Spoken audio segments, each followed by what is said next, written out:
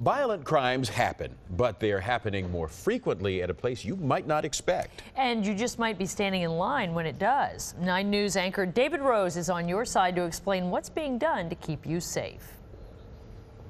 For most of us, a trip to the local pharmacy is fairly routine, but there's nothing routine about the surge in crime that could make your next trip a prescription for danger. They're everywhere. The one you go to in your neighborhood, one down the street, one near where you shop, many times right across the street from each other. Locations are abundant, convenient. They're also prime targets for sometimes the most desperate type of criminals. They're just not in a position to think rationally about anything, and that makes them very dangerous. They want drugs. To get them, they'll terrorize your pharmacist, and you or your family might get caught in the wrong place at the wrong time. You stands at the counter at the time that it goes down, or you at the door, or you in the parking lot when it goes down. I mean, they'll grab anybody. A very real scenario, and it's becoming more and more commonplace. Here, a thief jumps the counter, gun in hand, with customers right there. This video shows a pharmacist running from an armed robber, but he doesn't get far. And recently in Columbus, this man robs a CVS, then kidnaps the pharmacist, threatening to kill her with the gun in his belt. We've always known that we've had pharmacy robberies and burglaries. Now, has there been an incredible increase in the last couple of years? I would sense there probably has been. Law enforcement and drug makers alike are concerned about the disturbing trend they see. So you have yesterday's bank robbery suspect going to the pharmacy. With good reason. To a thief, pharmacies offer a greater return with far less risk.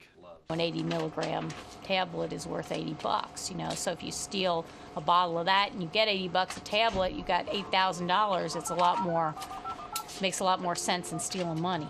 She's talking about the current drug of choice for thieves, OxyContin.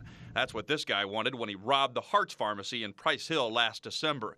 The growing number of these cases has taken a toll on some pharmacies and could change the way you shop for your medications. What if a pharmacy says, look, because drug X has become such a target for robbery suspects, we're not going to carry it anymore? Well, now what we've done is allow criminals to dictate healthcare policy because the pain patient who needs to get his medicines can't get them.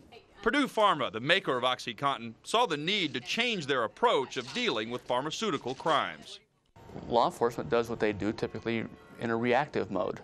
So how do we identify the problem, identify the trends, identify the patterns, and be proactive in creating a solution? That question led them to create RxPatrol, a national database with local ties. John Berkey is the commander of the Warren County Drug Task Force. He was instrumental in the launch of RxPatrol. For all their improvements in communication, Berkey says law enforcement was still not very good at sharing information. The mere fact of, if we have these same burglaries going on in Toledo, Ohio that are going on in Cincinnati, how would we know about it? Chances are we wouldn't. RxPatrol offers us that ability to immediately communicate or immediately discover in this database, and this is something that's unprecedented in law enforcement on a national basis. With information on crimes entered by police and pharmacists, experts sift through the data for trends and patterns. What they find is then shared with law enforcement and pharmacies across the country. The goal? To prevent situations like this one at DeSales Pharmacy in Walnut Hills that ended up with a customer being shot. Bad things happen with weapons.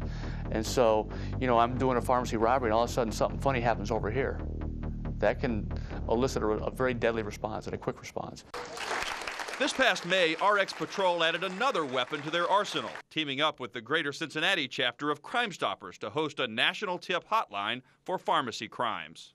I think that the potential advantages here are just huge. We haven't realized those potentials yet, but it's coming. For pharmacists like Mimi Hart, she'll take whatever advantage RxPatrol can offer. This is a great neighborhood to raise kids and have a family business, and we've been here for 45 years. We're not interested in moving out to the suburbs just because it gets a little tough. Hart Pharmacy, as well as others we spoke with, are becoming more vigilant and upgrading the security in their stores. Clyde and Carol, it's all in an effort to keep customers and employees safe.